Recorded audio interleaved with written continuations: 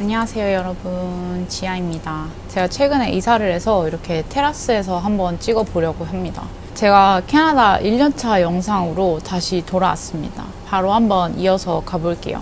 저는 2023년 2월 22일 캐나다 토론토에 도착을 했고요. 초반 한 달은 토론토 구경도 하고 랭귀지 익스체인지 같은 미드업도 나가면서 환경에 적응을 하려고 노력을 했어요. 일주일 동안 에어비앤비에 살면서 3월 초부터 살게 될 저의 집도 구했습니다. 그러다가 3월에 몬트리올에 지인이 살고 있어서 놀러를 갔는데 언니가 한인 커뮤니티에서 우연히 본 구직 공고를 보여주면서 여기에 지원을 해보라고 하더라고요. 그래서 그날 바로 포트폴리오를 보냈는데 인터뷰가 언제 가능하냐고 금방 답장이 왔어요. 내일 당장 현지에서 인터뷰가 가능하다라고 답장을 보냈고 그렇게 다음날 인터뷰를 받습니다. 4월부터 출근이 가능하냐고 해서 일단 가능하다고 큰 소리를 쳤고요.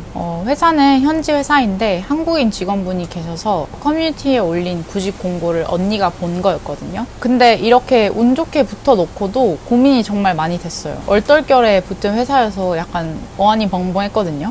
그냥 놀까? 아니면 진짜 무턱대고 찾아가서 구한 파트타임 잡이야말로 진정한 어드벤처가 아닌가 뭐 이런 생각도 하고, 앞서서 걱정을 하느라 뭐 영주권이니 뭐니 거의 뭐 캐나다에서 관짝에 들어가는 상상까지 끝냈어요. 또 사서 걱정을 엄청 했지만 그래도 흔치 않은 기회였기 때문에 잡기로 결정을 합니다. 그래서 토론토에 룸메이트 분께 제 사정을 말했는데 감사하게도 이해를 해주셔서 얼마 살지도 않고 토론토에서 짐을 모두 싸들고 몬트리올로 오게 됐어요. 몬트리올에 대한 지식도 없고 불어 문화권에 대한 이해도도 없이 그저 직장이라는 우선순위 하나만 바라보고 일단 온 거죠. 여기서부터는 섹터를 한번 나눠서 이야기를 해볼게요. 처음에는 뭣도 모르니까 그냥 하라는 대로 열심히 배우고 물어보고 일하면서 적응을 해나갔어요. 제가 초반에는 좀 잠깐 헷갈려하고 어려워하다가도 금방 제 머릿속에서 정리가 되면 뭐 일도 무리 없이 하는 편이고, 저는 제가 나름 일멸이가 좋은 편이라고 생각을 하거든요. 그래서 업무 자체에는 금방 적응을 했던 것 같아요. 3개월의 수습 기간도 무사히 마치고 정직원으로 일을 하게 됐습니다. 근데 제가 여기 온 목적은 일도 있지만 새로운 사람들을 만나고 다른 문화를 체험하는 게 더 컸거든요. 그런데 회사 규모가 작은 편이고 제 또래도 없는 데다가 하루에 8시간을 일하다 보니까 친구를 만나기가 정말 쉽지 않았어요. 한국에 살아도 어른이 되고 나서 친구를 만들기가 쉽지 않잖아요. 그런데 언어도 부족하고 만날 기회도 없으니까 정말 말 그대로 혼자가 되더라고요. 그래서 초반에는 언어 교환 같은 모임을 많이 나갔어요. 그런데 일단 첫 번째로 엄청 시끄러운 펍에서 10명이 떠들고 있었는데 막 웃으면서 막 하이 이러는 게 너무 기가 빨리는 거예요. 그리고 두 번째, 이게 기가 빨려도 친구가 만들어지면 괜찮은데 친구가 안 만들어졌다. 그리고 계속 새로운 사람을 만나니까 계속 같은 대화를 하게 되는 거예요. 이름이 뭐야? 어디서 왔어? 왜 왔어? 무슨 일해? 뭐 이런 같은 질문을 계속 묻고 대답하다 보니까 사실 영어가 느는지도 모르겠고 2배로 기가 빨리더라고요. 그래서 미드업은 금방 그만두게 됐어요. 그리고 한동안은 너무 진이 빠져서 그냥 마음을 내려놓고 친구 없이 그냥 삽니다. 처음에 집을 구하는 과정, 세입자 보험을 드는 과정, 은행 계좌를 열고 이사를 하고 이런 쉬운 게 하나 없었던 것 같아요. 저에게는 이런 것들이 물론 설렘도 없진 않았겠지만 설렘보다는 불안감이나 긴장도가 훨씬 높았던 것 같아요. 제가 초반에 여기 올 때는 지금보다 영어를 더 못했기 때문에 사람들과 대화를 할 때마다 머리를 엄청 굴려야 해서 좀 2배로 피곤하고 긴장된 삶을 살았던 것 같습니다. 에피소드를 하나 이야기를 하자면 여기는 세입자가 보험을 들어야 하거든요. 그런데 주소를 잘못 입력해서 보험사에 취소를 요청을 하려고 전화를 했는데 전화 절차도 약간 한국이랑 달라요. 전화로 저라는 것을 확인하기 위해서 뭐 이름, 주소, 휴대폰 번호 이런 거를 물어보는데 제 주소나 휴대폰 번호 이런 것도 익숙치 않을 정말 초창기였어서 그런 걸 물어보면 영어도 잘 못 알아듣는 데다가 그런 걸 물을 거라고 애초에 생각을 못하니까 더 안 들리는 거예요. 그래서 어떤 분이 전화를 받아서 뭐라 하는데 제가 안 들려서 계속 쏘리 이러고, 그쪽에서는 제가 신분 확인이 잘 안 되는 것 같아서 그런지 그분이 잠깐만 이러더니 다른 분한테 저를 돌렸어요. 그리고 저는 또 허둥대다가 막 좀만 천천히 말해줄래? 라고 했는데 그 다른 분이 한숨을 푹 쉬더니 그냥 끊어버리는 거예요, 전화를. 안 그래도 보험 잘못 들어서 막 생돈이 나가서 미쳐 돌겠는데 너무 서럽고 분한 거예요. 그랬던 기억이 있네요. 이런 절차도 좀 어느 정도 익숙해지니까 또 아무렇지 않게 전화를 하게 되더라고요. 누구나 그렇지만 처음엔 이런 것들이 정말 어렵고 힘들었던 것 같아요. 아무튼 영어도 그렇고 워홀 가서 엄청 잘 즐기시는 분들이 SNS나 유튜브에는 많잖아요. 근데 왜 나는 이렇게 소심하고 겁이 많아서 그런 걸 대담하게 못 해낼까, 이런 자책도 많이 했던 것 같아요. 제가 위에서는 막 이런 노력을 했고 이런저런 에피소드도 있었어요 라고 하니까 굉장히 적극적이고 생산적인 삶을 산 것 같지만 일상은 사실 퇴근하고 집에 오는 게 다였기 때문에 여전히 혼자 집에서 폭식하고 죄책감 느끼고 배를 부여잡고 잠이 들고 다음날 다이어트를 결심하고 그날 오후에 모든 걸 포기하고 폭식하는 그런 삶을 살았어요. 물론 틈틈이 영어 공부도 하고 일에 대한 열정도 있었기 때문에 일도 열심히 했고 미덕도 알아보고 했지만 그 부분은 지금 제가 느끼기에는 막상 굉장히 미미했던 것 같아요. 그러면서도 저의 이런 생활 습관이 당연히 잘못됐다는 건 알았기 때문에 폭식증을 고치기 위해서 유튜브 영상도 많이 보고 책도 읽으면서 좀 소소한 정보들을 머릿속에서는 계속 쌓아가고 있었어요. 물론 이론과 실전은 늘 달라서 다이어트를 결심하고 폭식하는 이 루틴이 바뀐 건 없었지만서도 뭔가 사람들의 다양한 해결 방법이라든가 지푸라기라도 잡는 심정으로 그런 것들을 늘 찾아봤습니다. 문제는 폭식증으로만 끝나는 게 아니라서 좀 지속적인 자기 혐오나 생각 강박에 갇혀 살았어요. 사실 과잉 생각은 저의 오랜 버릇이라서 좀 좋은 의미의 내가 생각이 많아 이런 게 아니라 진짜 나도 그만하고 싶은데 그만하지 못하는, 말 그대로 생각 강박이 학창 시절부터 좀 있었거든요. 항상 동일한 주제에 대해서 계속 분석하고 해석하려는 경향이 있었어요. 저는 특히 어릴 때 있었던 일이나 학창 시절에 있었던 일들을 계속 떠올리면서 이때 이렇게 말했어야 됐는데 지금의 내가 이래서 이런 거야 처럼 좀 과거의 크고 작은 트라우마들을 계속 분석하고 떠올리면서 내가 왜 이렇게 됐을까 같은 과거의 기억들에 좀 집착을 많이 했던 것 같습니다. 자, 그렇게 캐나다 2년 차가 됐어요. 저의 1년짜리 워홀 비자가 끝날 때쯤에 회사에서 워크 퍼밋, 그러니까 고용 비자라고 하나요? 그거를 발급을 해줬습니다. 다행히 보스들이 좀 저를 좋게 봐주셨고 제가 좀 더 오래 일하길 원했기 때문에 저도 원한다면 워크퍼밋을 지원해주겠다고 하셨어요. 저도 이때 당시에 일한 지가 1년도 채 안 됐으니까 좀 더 일해보면 좋겠다는 생각에 연장해주시면 감사하게 일하겠습니다 라고 하면서 무난하게 워크퍼밋을 받았어요. 제가 다니는 회사가 전문으로 하는 분야는 좀 스페시픽한 편인데 그래도 그 분야가 저랑은 꽤 잘 맞았고 사실은 일한 지가 오래되지 않아서 일의 특성이나 회사의 장단점을 고려하고 이런 문제보다는 내가 캐나다에 조금 더 살아보고 싶은가에 중점을 두고 선택을 했습니다. 그래서 오히려 저는 크게 고민하지 않고 연장을 선택했던 것 같아요. 트램폴린 위에서 하는 그 운동 아시나요? 폴짝폴짝 뛰면서 유산소도 하고 근력도 하는 운동인데 그 클래스를 매주 토요일에 나가고 있었거든요. 근데 가끔 다 같이 수업을 끝나고 브런치를 먹었어요. 그런데 그날 제 또래처럼 보이는 친구가 있는 거예요. 그래서 브런치 끝나고 집 가는 길 방향이 같길래 슥 다가가서 말을 걸었어요. 그 친구는 온 지 2년이 된 영국 친구였습니다. 나도 여기 온 지 1년 됐어 이런 이야기를 하면서 헤어지기 전에 다음에 한번 놀자 라고 밑밥을 깔았어요. 그렇게 연락을 해서 한두 번 만나게 됐고 제 이전 영상에도 나왔듯이 그 친구가 본인 친구들도 저에게 많이 소개해줬고 또 여행도 같이 다니고 하면서 저한테는 정말 캐나다 라이프에서 빠질 수 없는 친구가 됐어요. 그러고 나서 좀 후에 몬트리올에 루시 밴드가 공연을 한다는 거예요. 근데 제가 밴드 음악을 정말 좋아하고 루시도 당연히 좋아해요. 그래서 가야겠다. 물론 혼자 하고 예매를 하고 공연을 갑니다. 제가 미리 들어갈 수 있는 티켓을 구매를 했거든요. 근데 줄이 좀 섞여 있어서 줄 서 있는 친구한테 물어봤는데 나도 잘 모르겠는데 나도 그 티켓이긴 해 라고 말을 해줬어요. 그래서 얼떨결에 같이 붙어서 보고 후기를 이야기하면서 친해졌고 친구가 됐어요.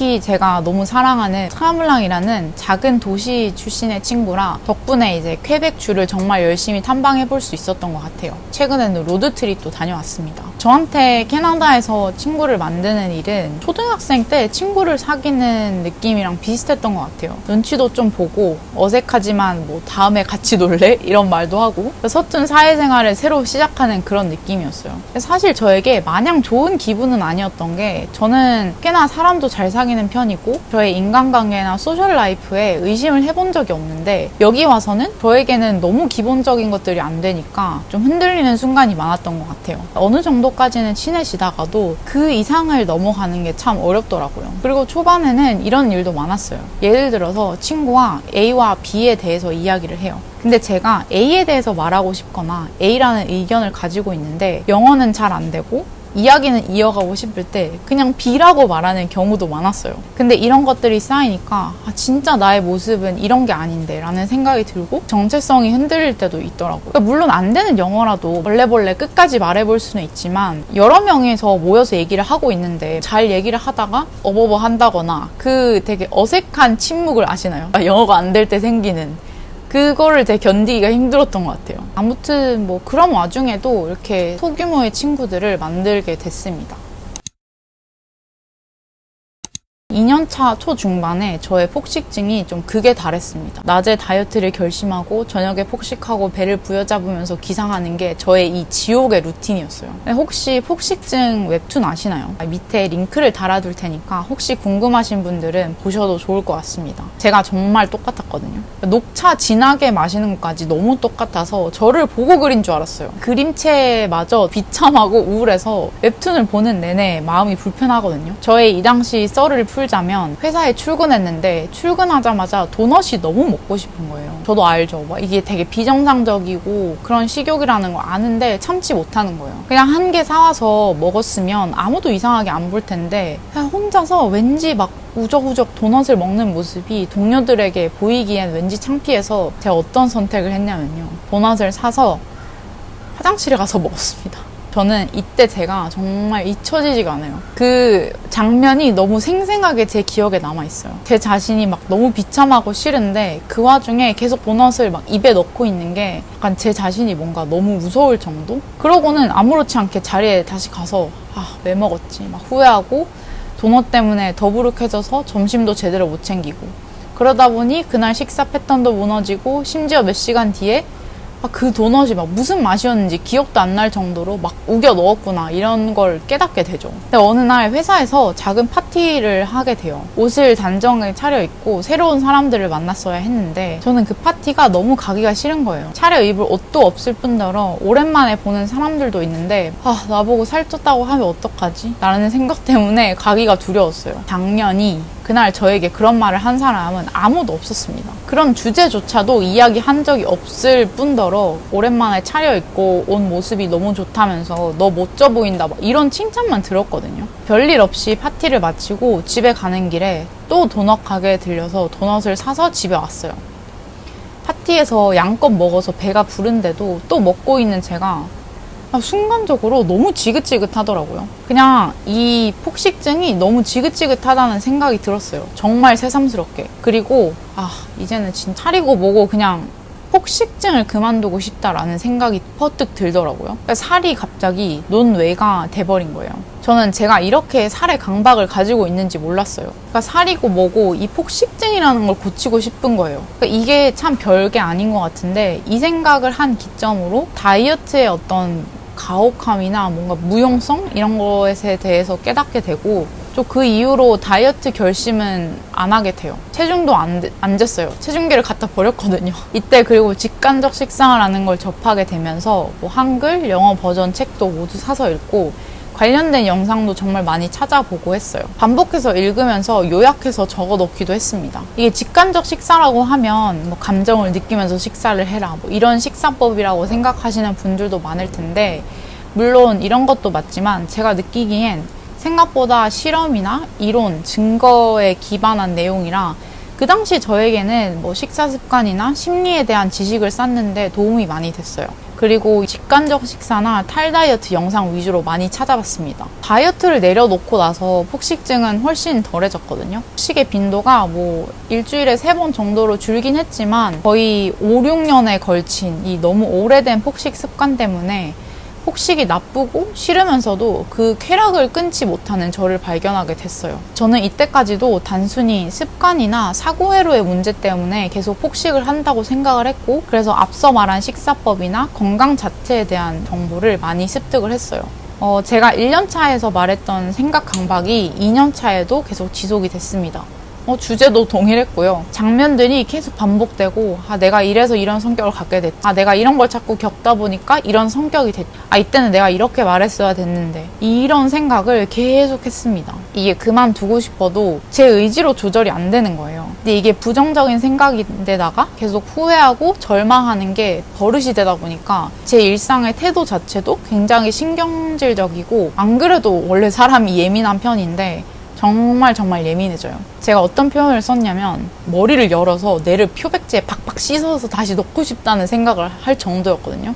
아무튼 이 뭔가 해결된 것 같으면서도 끝이 나지 않는 폭식증, 생각 강박, 자기 혐오와의 싸움이 계속됩니다. 제가 연말에 한국에 갔었어요. 근데 한국에 갔는데 너무너무 좋은 거예요. 마음도 너무 편안하고 가족들도 너무 좋고 친구들 보는 것도 너무 좋고, 물론 제가 일을 안 하고 돈만 썼으니 그럴 수는 있는데, 그렇게 한국이 좋았음에도 돌아가지 않았던 건 이때 1년차를 되돌아보니까 그 당시에는 제가 적응을 다 했다고 생각을 했는데, 또 2년차가 돼서 보니 이제 진짜 적응을 다 한 것 같은 거죠. 그리고 저의 커리어적인 측면에서도 좀 여전히 배울 게 많다고 생각을 했고, 캐나다에서 삶이 좀 더 경험해볼 만하다고 생각했어요. 그리고 앞서 말했던 것처럼 저의 이런 문제들이 해결되지 않은 상황에서 한국을 돌아간다고 해서 이 모든 문제가 해결될 거라고 생각은 하지 않았어요. 그래서 아무튼 좀 더 저 자신을 두고 봤던 것 같아요. 여기에 살아보면서. 오늘 좀 말을 엄청 많이 한 것 같은데 1년, 2년 차가 이렇게 끝이 납니다.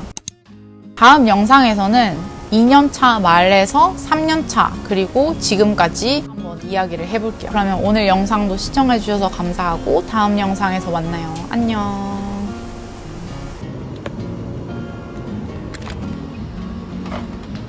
제 친구가 심어놓은 바질도 있고, 이거는 뭔지 모르겠어요. 파도 있고 고수도 있고요. 그리고 이거는 스윗피라고 적혀있네요. 뭐 콩 종류인가봐요. 그리고 여기는 토마토도 자라고 있습니다. 안녕.